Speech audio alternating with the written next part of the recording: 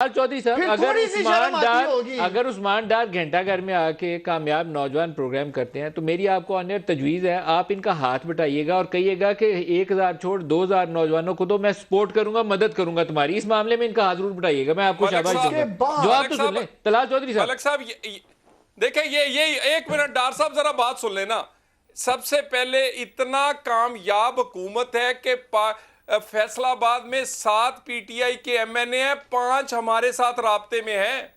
यानी इतना कार्ड कामयाब है, इतना कामयाब प्रोग्राम है, इतना सब कुछ है, सारे साढ़े पीछे फिट हैं। फैसलाबाद के 5 एमएनए आपके साथ राब्ते में है, 5।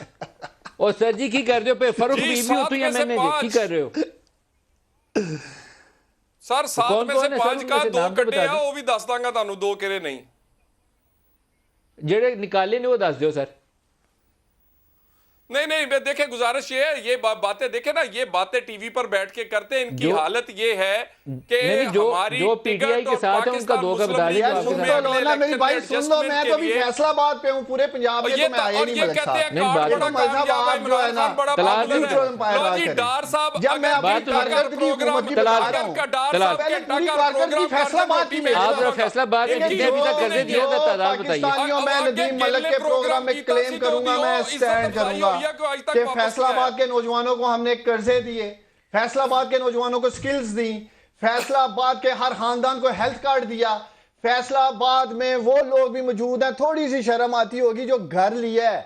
आप लोग नहीं दे सके, छत छीनने की बात करते हो, घर मेरे लीडर ने दिया, मेरे प्राइम मिनिस्टर ने दिया।